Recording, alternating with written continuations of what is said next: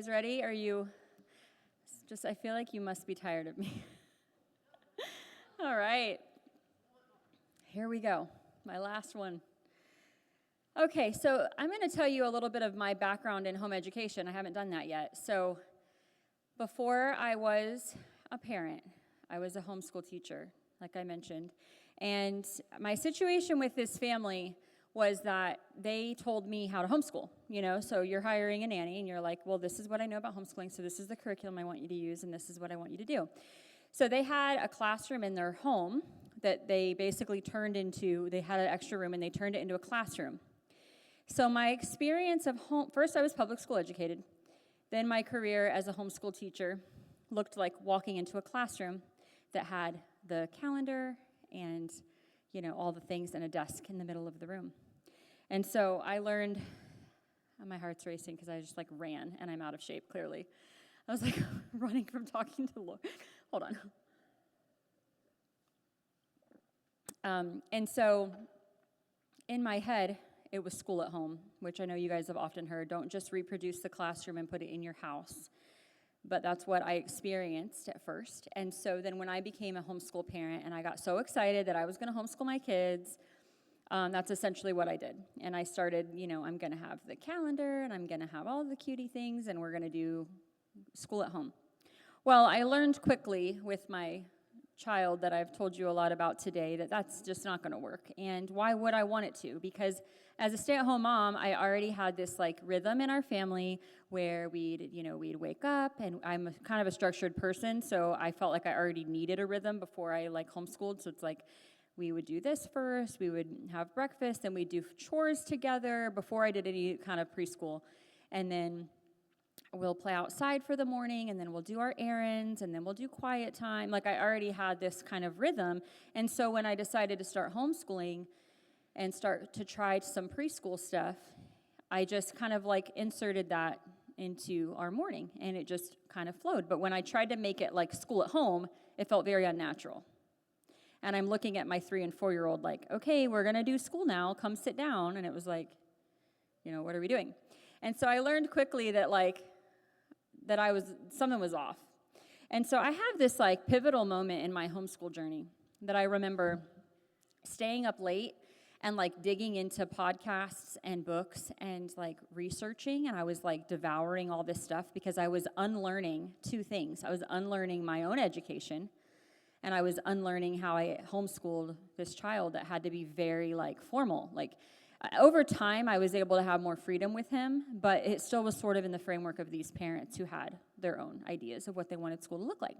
So now I'm in charge here. I get to be the homeschool parent. I get to do this in my own home. What do I want? What do I believe? What is the goal? If the goal is to home educate through the whole journey, or at least into elementary school, what is the end goal, and how do I work backwards? So what do I start now in my home when I'm looking at my 3 and 4-year-old? What kind of things do I start now so that I can produce children that are ready for the kind of formal education that I want? So that's what I started doing, a deep dive. And I remember feeling like it was such a big deal, and I kind of chuckle now, that when my kids were 3 and 4 and I was doing all this preschool, that I came to my husband and I'm so I'm going to put school on hold for a few months. And I know I shouldn't because, we need to do school. They're 3 and 4.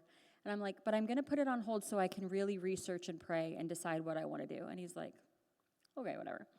So I started reading a couple books that really changed my life and shaped my homeschooling journey. Is For the Children's Sake and Educating the Wholehearted Child. Have you read those books? Anyone? Both, right?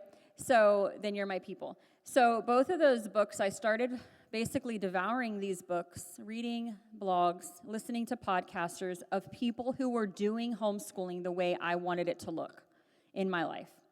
So that might be different for you because everybody has different ideas of what they want and philosophies.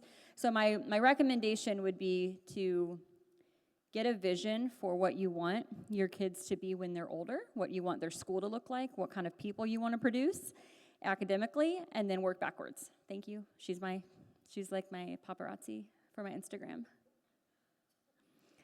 My team's you haven't taken one picture of yourself. I'm how am I supposed to take a picture of myself? Thank you. So what I did, I went out one night to a coffee shop, to a French cafe, I remember, and I specifically remember taking my journal and being like, Lord, show me what my goals should be now for my little people who were 3 and 4, so that I can get prepared for the type of school that you're wanting me to have later. What are the things? Can you hone in on some like intentions, like some goals? And that's where this talk is coming from. I actually have a whole blog post about this because it's like something I'm really passionate about. So when Lauren asked me to speak, I was like, I've got a solid topic because I really care about this, and I feel like the Lord gave me revelation for my own home, and I'm super humbled to be able to share it. But basically, I felt like God had given me 5 things to be like, it's not overwhelming. Focus on these 5 things while they're little, and it'll prepare them for school age. So in my journal, I wrote down my 5 intentions to focus on in our preschool education, because at that point, I thought that's kind of what we were doing. We were doing school, but the Lord kind of like flipped my perspective. And now that my children are older, I can say that these 5 intentions that I believe were from the Lord for me have shaped my kids and have set us up for a really successful education and have continued to be the most important 5 things when they're little. So some of them maybe you're like, duh, but that's sometimes what we need to hear, right? It's like, just remind me what I need to focus on right now. Okay, so y'all are definitely tired of hearing this one, but the first one was going to be about literature. So fostering a deep love for living literature, starting when they're young, just reiterating the point again. Why in the world should we not give children the sort of books that they can live upon, books alive with thought and feeling and delight in knowledge, instead of the miserable crayon books on which they are starved? So dramatic. But it's true. Like, why, like when they're little, you can just hop to the library and grab a bunch of books off the shelf, and they're going to be like, see cat run, which when they're learning to read, that's one thing. But I'm talking about what you're reading to them, like reading them good stories that you might pick up and be like, there's no way that they're going to engage with this. And then you read it even when they're 2 and 3, and they do. And they remember parts, and then they get an appetite for those rich books. So again, download that 100 free living books for the early years on my website to get you started. And you've probably read a lot of them because they're classics. I knew that living literature would be a central part of our homeschooling life, just like it has been. And so from the beginning, my intention was whatever I can do to develop a love for living stories. And so I thought of a million ways to do that, and I shared a lot of them. I aimed to develop the ability to find quality living books. So I aimed for myself. I'm going to be a person who knows how to figure this out with books. Like, I can go to the bookstore and be like, this is a living book, this is not a living book, this is one I want for a home, this is one I don't want for a home, and to give them an appetite. Equally important is what we are reading to them, not just how often we're reading to them, but again, what we are reading to them. Okay, you can skip the next slide, because I feel like I'm beating a dead horse with the living books. Oh, I don't know what happened to that one. Yeah, you can skip the what is a living book. But what I am going to do is tell you how we actually implemented this. So number 1 would be reading aloud. So when they were young, I read a lot of picture books aloud, chapter books when I started with very early chapter books when they were probably like 3 and 4, and even having them in your family read alouds, including them in, putting it in your daily rhythm multiple times a day when they were young, again, at different meal times, audiobooks, podcasts, and read-alongs.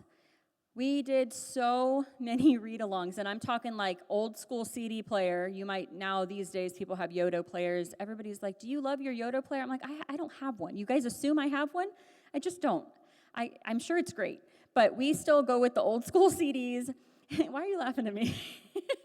The old school CDs, CD players, and for me, if the child can listen to the book and look at the book at the same time, they're going to develop. They're not just like zoning it out. They're like, again, tracking with their finger or whatever.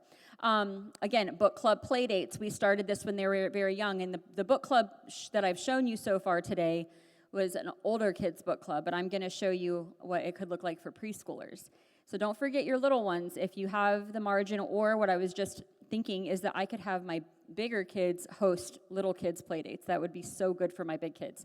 And so you can start even with picture books. So before we even did chapter books, I'm going to take it back to our first book club I ever hosted, which what this was, I didn't even call it a book club. I was like, I want my kids to love books. Okay, they're finally listening. Titus is finally sitting to listen to a book. So I'm going to invite some friends over to celebrate this book, to make him think it's so awesome that we love books. So I just called up a couple of my mom friends, and I'm like, hey, you want to bring your preschoolers over, like next week? And we can all do this book together.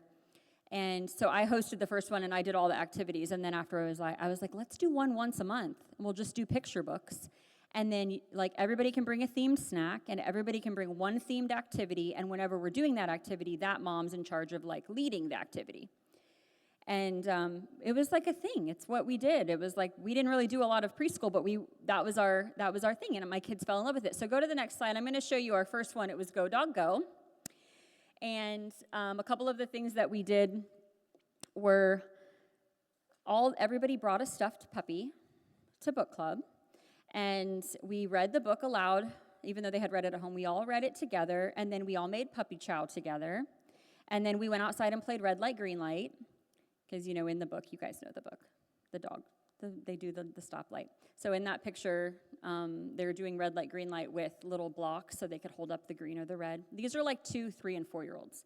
And then we all made party hats. So we put like a party hat paper and like all the sequins and all the things, and everybody crafted their own party hats. And then we had a big dog party with our stuffed puppies and our party hats, and we ate the puppy chow, and it was the sweetest thing. And so basically, again, what you're doing is making books a big deal, and you're making books celebrated and fun. And so then now I'm going to show you, like I said earlier, I'm going to show you a little bit more about play-based narration, because I don't actually hear other people talking about this a lot, but I feel like this really set up my kids for being good narrators, and for internalizing stories, and for learning sequencing in stories, and having a habit of attention. Because when kids narrate, even through play, they're focusing more on the story because they want to play it.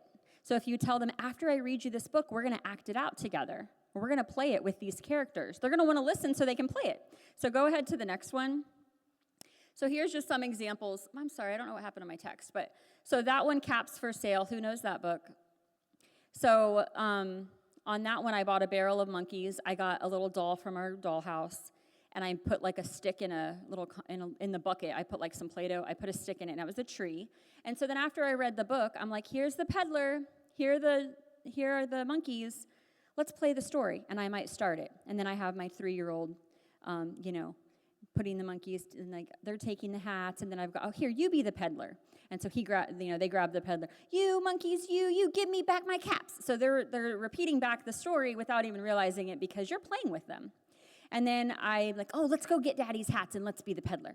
And so then we go get hats, and then we act out the story. So what's happening? They're internalizing the story. It's becoming a big deal. It's exciting, it's fun, they love it, and then they're playing it, so they're internalizing it more. We're going on a bear hunt. We made a big map, and they played the story with a pretend bear. We made like all the areas of the story. And then Little Red Hen, I found random things from around my house that represented all the characters. I'm not talking about buying anything. I'm just talking about finding random stuff.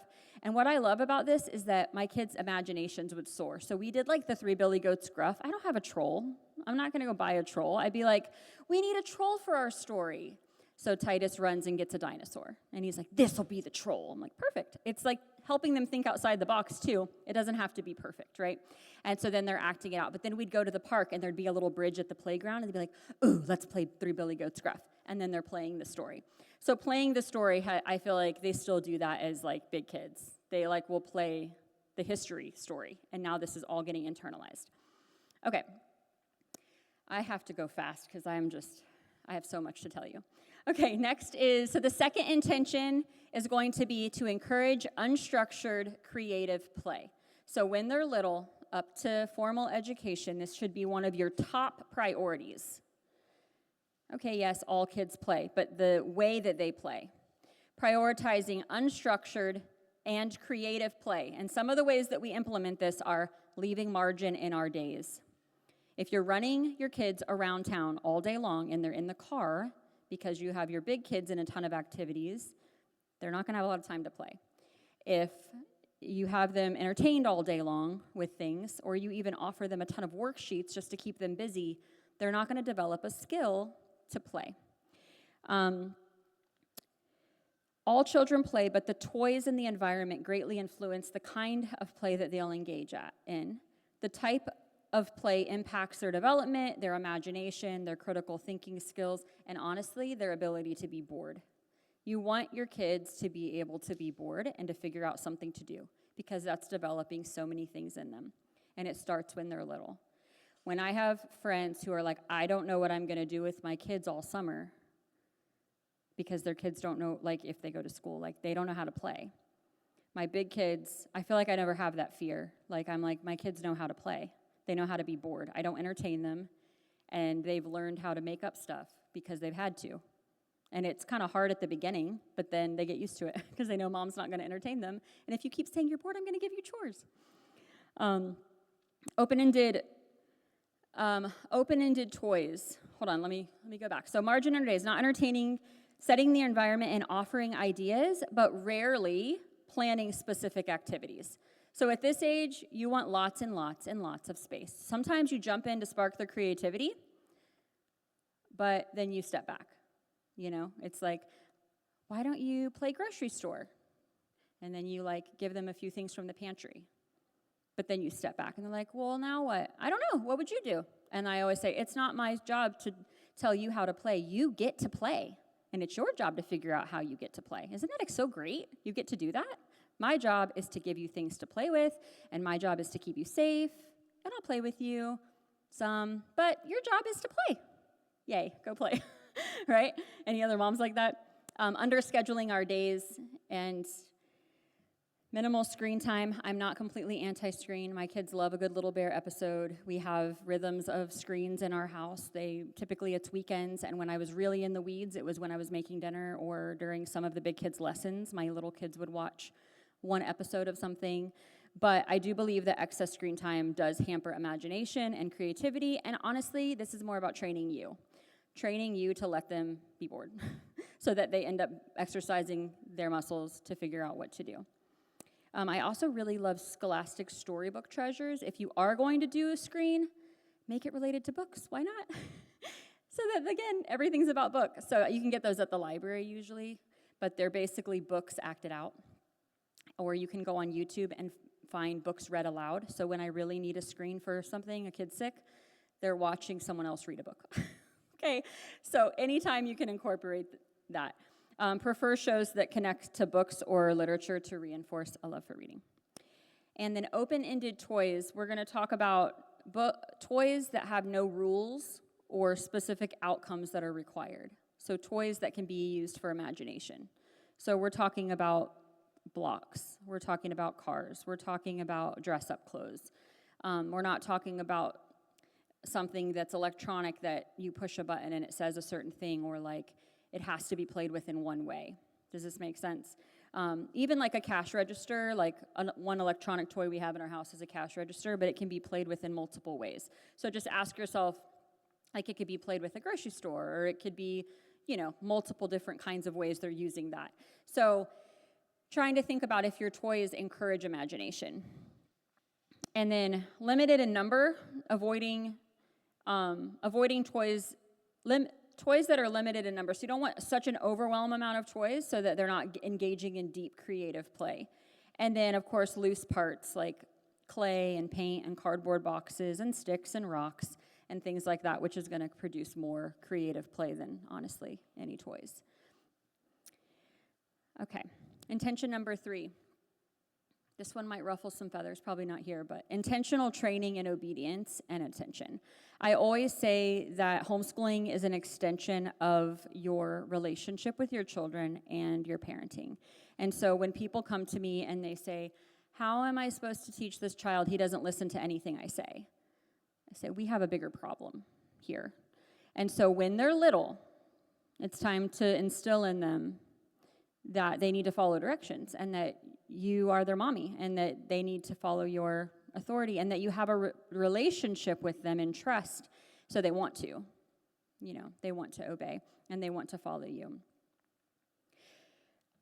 It's important to prepare them to listen and to follow instructions before you're giving them work to do, before you're giving them some things they're not going to want to do. A lot of our homeschool is fun. I would say most of it they want to do. It's fun. Sometimes it's not fun. Sometimes there's just stuff they have to trudge through. They need to do their math. They just need to do it. And of course, I try to work with them. I'm talking about when they're older. I try to work with them. I try to make it fun. I always say, bring the kid bacon, and he'll do his math, my 12-year-old boy. But they need to learn to listen to you, and this is a really important time for them to learn how to have clear direction, follow clear direction. So how do we implement this? Working on your parenting with clear direction and consistent follow-through. I liked a lot of what Randy was saying. And then this seems kind of out of left field, but keeping toys to a minimum. And the reason I say that is because if you're asking them to clean up after themselves, you're asking them to do something that's too hard if they have too much going on. And also their attention, this is about obedience, but also their ability to pay attention. And I'm not just talking about when you're talking. I'm talking about when you're reading a book. I'm talking about slowing down enough to think and to pay attention to the world around them.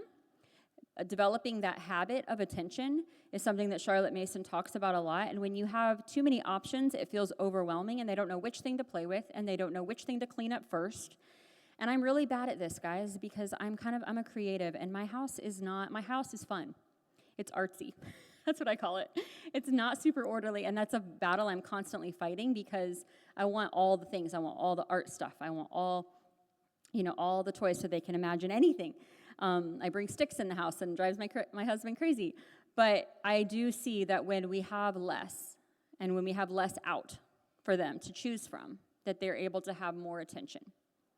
And then also modeling attention to detail and inviting them into it. So when you're outside and you're taking nature walks and you're slowing yourself down and you're not multitasking by listening to a podcast and texting and trying to talk to your kid, right? Like, I'm really bad at this stuff too.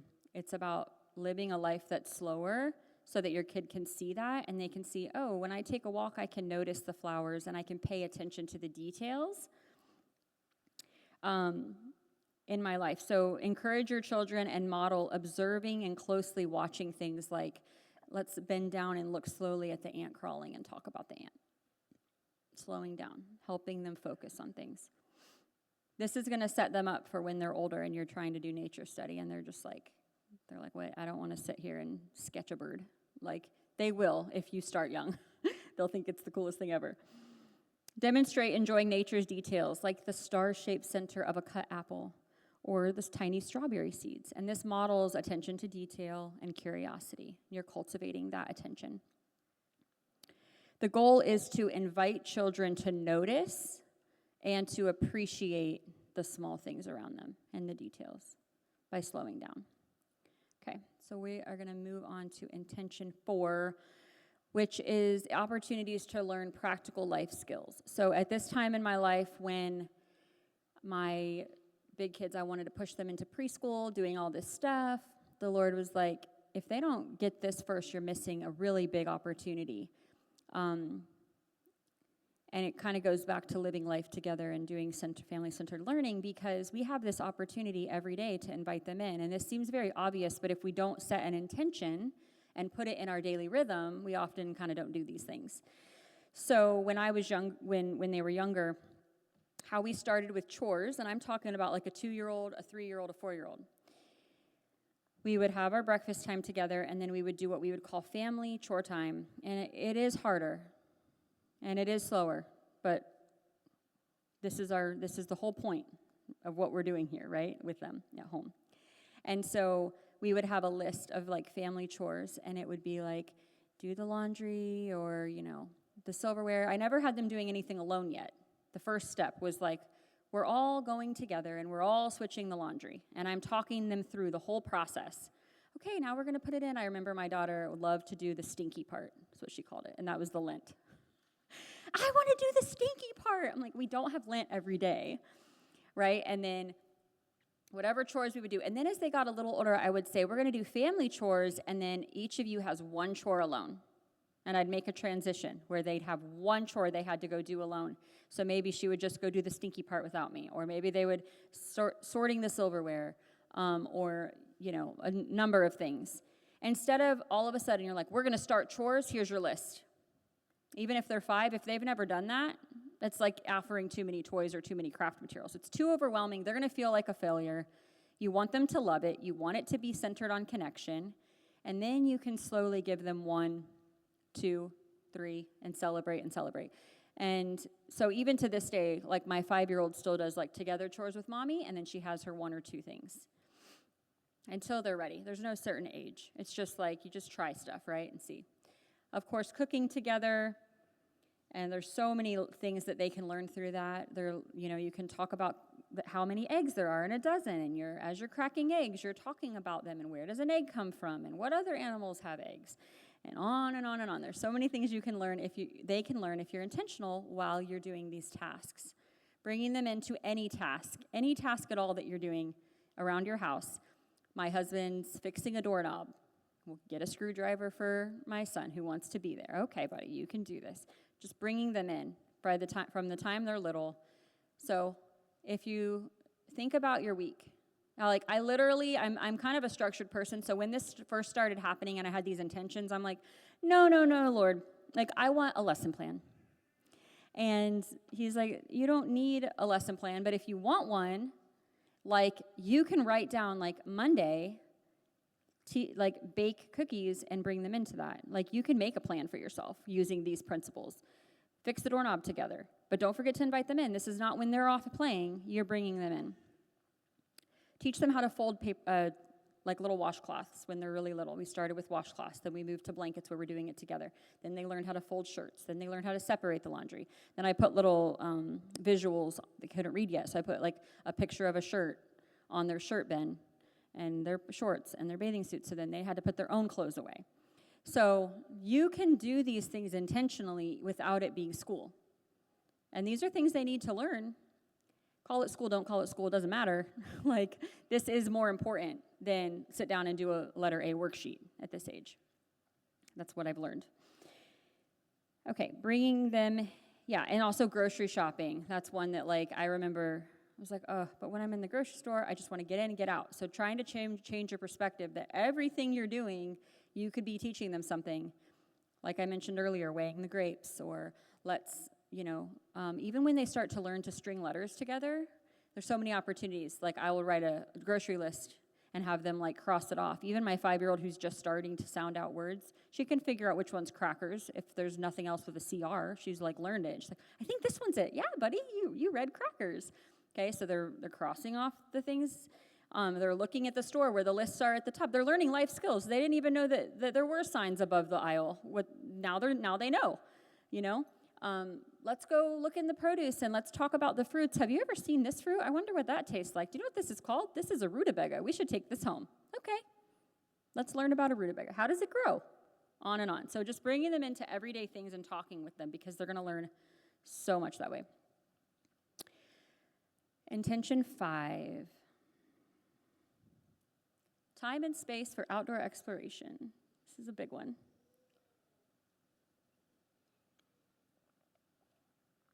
If you're like trying to catch all the notes, I have a blog post that's called 5 Intentions for the Early Years, and it's this talk detailed out, so you can find that on my website. A little bit of extra stuff for y'all, bonus, but in this time of extraordinary pressure, educational and social, perhaps a mother's first duty to her children is to secure for them a quiet and growing time, a full 6 years of passive, receptive life. The waking part of it, for the most part, spent out in the fresh air. I love that quote. So our duty is to make our kids love books and give them lots of time to play and bring them into life skills and kick them outside. And so I remember when I first read this, I'm like, I cannot spend 6 or 8 hours outside with my preschoolers. Like, how in the world am I going to do this? I have other things I have to do. Well, first of all, if you only have that age, you actually can. Your house won't get messy. But if you don't, and you have older kids that need to homeschool, it gets a little complicated. And so rather than being like, I'm going to check off how many hours we were outside today or this year, because I don't do that because it feels like pressure personally, I just do it as much as I can and just give yourself grace.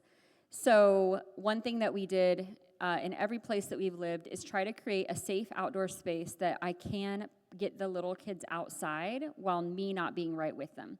So whether that means I'm sitting on a picnic table doing school with the big kids and they're playing around me, or sometimes we would take our school outside on a blanket and the little kids would play. But rather than investing in a playground or investing in, like, we only had so much money to put into our backyard, we got a really cheap, like, garden fence. And I basically fenced an area with garden fence. They could climb over it, but they know they weren't allowed. So it made a boundary. I'm just giving you ideas if you're on a budget like me, where it was like, I don't have a big, beautiful backyard that's fenced in, but I need my kids to go outside, and I need to stay home and do school, and I need to do laundry. So what am I going to do? So I just got this garden fence, and it was like, inside that, I put different things that they could play and get messy, and I'd rather them play with mud and sticks and sand and, our mud kitchen and climb a tree, rather than invest in a playground that was going to be more money and that gave them that safe space. I'm not saying playgrounds are bad. I'm just saying I had to pick. And I think just getting them outside was the priority and keeping them safe.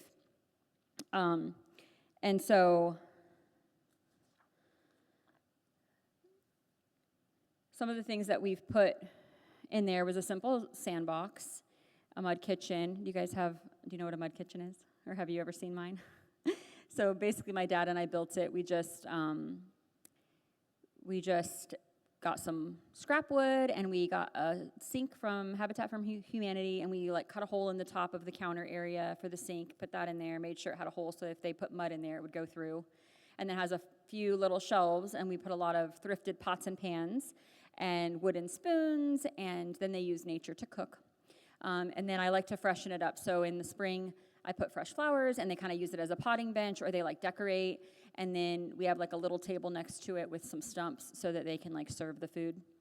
And we still have our mud kitchen, even though we have a larger backyard now. But at that time, that was a staple. They played in it every single day, made mud pies, anything. They just had so much fun in that thing. And then family time outdoors, so just prioritizing that rather than just try to think about when can you get outside with your family. Can you go on a walk after dinner rather than all being inside? On the weekends, what are your hobbies? Trying to just shift your thinking so that your little kids can get outside, and where can you go that they can have more of that exploration, not just being outside, but can you go to a creek? Can you go to the ocean and collect shells? What kind of outdoor things? And so when you're planning your life and you're planning your days and you're planning your week, planning in family time outside. It's part of their school. You can look at it that way if that helps you. That's what, at that time in my life, I really wanted to cling to, we're doing school. This is our lesson, right? And so that's kind of what I did. I was well, I'm penciling in 3 hours outside in the afternoon, and that's our school. And we're going to go check out this greenway, and we're going to go do this thing outside. And I'm researching different places. And then ever since my kids were little, we started when my oldest son was only 5. I started a wild and free group. It doesn't have to be wild and free. It could just be anything. It could be any kind of group where the intention is to being outside with friends. So every Friday we go out with our homeschool community. There are 30 families, and we spend about 4 to 6 hours outside every Friday. And we've prioritized that since the beginning of our home education. So gather one other friend that has the same vision. Even now that my kids are, sixth grade, 7th grade, we're going to keep doing that. There can be pressure well, you need 5 days a week to do school. This is really important. It's important for them to get outside and to get in community, and we're going to keep doing it. And so, yeah, at our Wild and Free group, it's amazing how the little kids follow the older kids, and they start to get brave with getting in the creek or getting used to going on hikes. My 5-year-old can hike 6 miles. It's because we've just done it over and over and over and trained for that, and just noticing details and all of these things. So, okay, I'm going to answer the question you may be thinking, which is, what about academics? All right, you've talked all about these fun things, but what about school? I'm sorry, I don't know what happened with it wasn't like that. That's okay. So you want to think of academics, you're not delaying learning, you're delaying formal academics. And what formal academics means is that they have to sit down and they have to do it a certain way, and you're requiring this of them. You are inviting them in to learning through natural life in a natural and organic way. So it means allowing children to learn in a natural and organic way until they are developmentally ready for formal schooling. You might have a 5-year-old who is ready.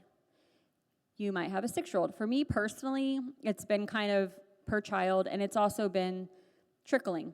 We don't like all of a sudden, bam, we're starting formal schooling. It's like, oh, they're interested in learning to read. Okay, when they want me to each day, when they're like, I want to do it, we sit down and do a little something. When they're over it, they're over it. It depends on the age. It depends on typically the gender, too. Like my 6-year-old boy took longer to be interested than my girls. Until then, you explore things in a natural and organic way. So just some ideas. That first one says to explore a movable alphabet. So I'm talking about letters on the fridge that are magnets. They're matching uppercase to lowercase, or maybe like the Montessori pretty ones where they're red and blue, and you're playing with the letters. It can be a whole number of things. It could be letter stamps where they're stamping. So anything where they're touching an alphabet in a tactile way and they're matching or they're playing with letters, and as they grow, you're going to see them put, sounds together. Counting naturally through activities like skipping rocks or cracking eggs or sorting by things. Those are all like kindergarten, preschool math activities you would find in a curriculum. Why not do them with your everyday life? Even when they're sorting silverware, that's considered preschool math. Reading living books on a variety of subjects. So they're learning history, they're learning about the world, they're learning all kinds of things when you read picture books. Things that you don't have to say, and now we're going to learn about geography. You're just reading a book and they're learning what Africa is because it happened to be in the book. Exploring letter sounds in organic ways. So, you guys know, it's like, what does that start with? Oh, I didn't, that's blueberries. What letter do you think that is? Just talking about it. You don't have to have a specific plan. Talking about everything, like I've said, everything and anything you're doing, and then using a gentle guide or curriculum only if it supports your intentions. I write homeschool curriculum. I write preschool homeschool curriculum. But I will say this loud and clear, only use a guide during these preschool years if it doesn't stress you out, if it actually supports your goal and your intentions. So if you resonate with these intentions and this is what you want your preschool to feel like, then I would say that you might like my curriculum. But if you don't find one that supports your intentions, then it's better to just not. And it's better to just let them live and to focus on these intentions in an organic way. I personally loved using a preschool curriculum because, one, that supported my intentions before I wrote one, because it would say, like, teach them broom and dustpan skills. And I was like, oh, I didn't think to teach them that. Or here's a recipe, and especially if it's connected to literature, because that's, like, the number one thing. And so the curriculum that I wrote is a literature-based curriculum. And then everything you're doing in that day, a song, and you're doing a life skill, you're doing a craft, or you're doing a baking project, it all points back to the book all week. So it's not about like letter A week, we're learning apples, it's like a book.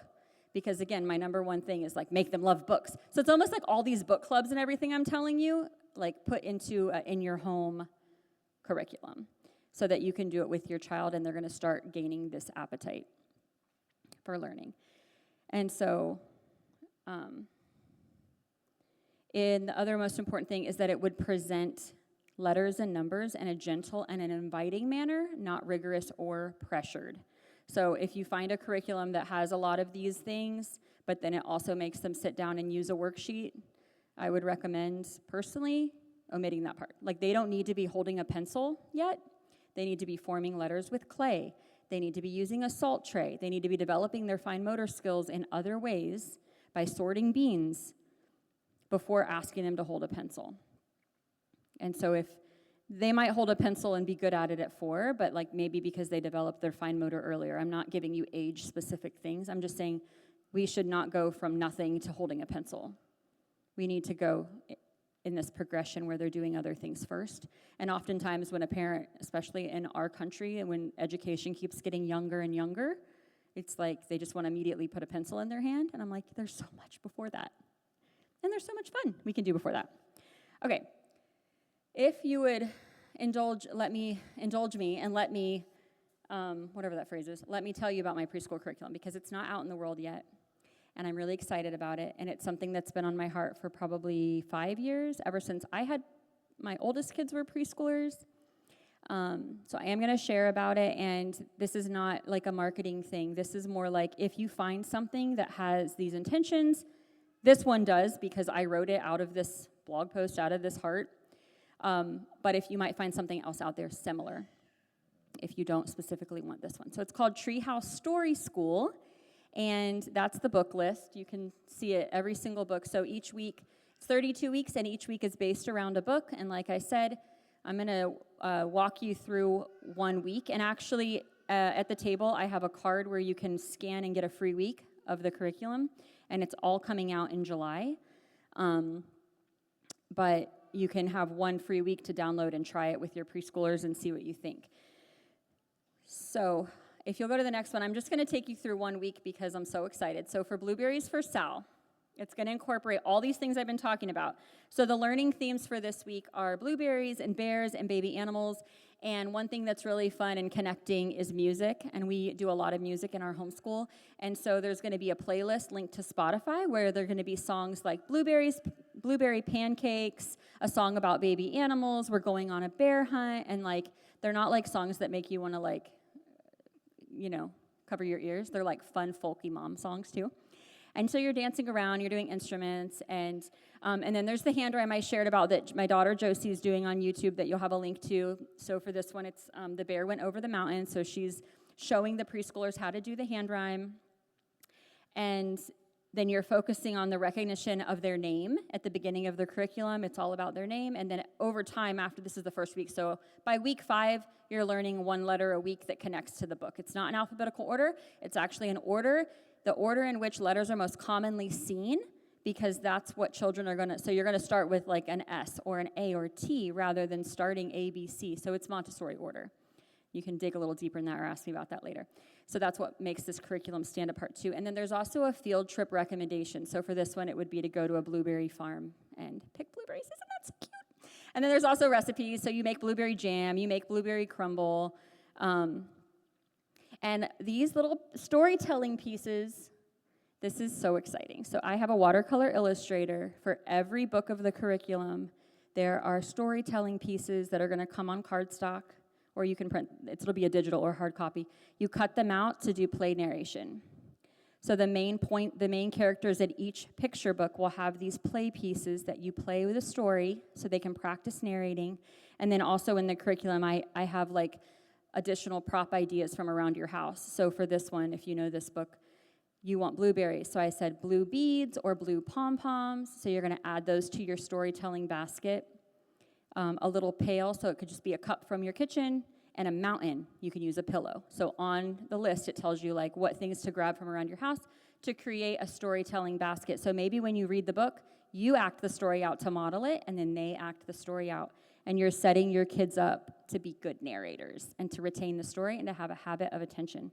And they think they're just playing.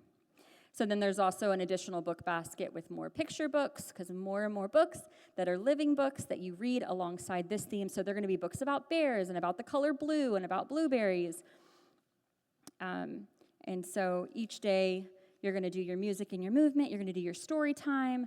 You're going to form letters with Play-Doh or with alphabet cards, play a running around game. It's all very tactile and movement-based. The math skills are like go outside and make sidewalk chalk circles because the blueberries are a circle. So I'm talking about fun, play-based, gentle, hands-on, connection, and books. That's what it's all about.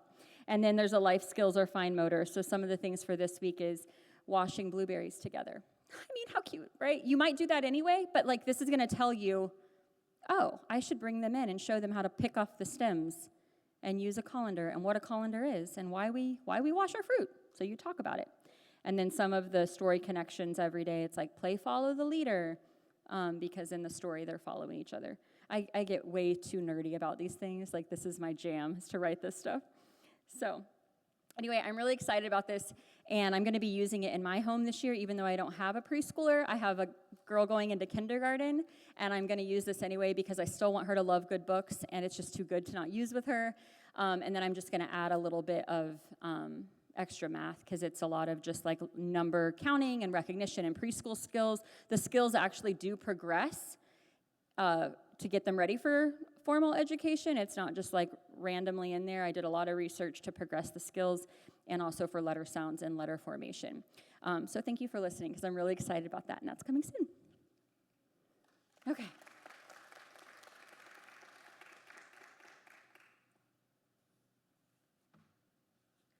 I think we're just waiting for the other group to come in for Q&A. So if you need to take a break. Or here comes Lauren to tell us what's next. Okay.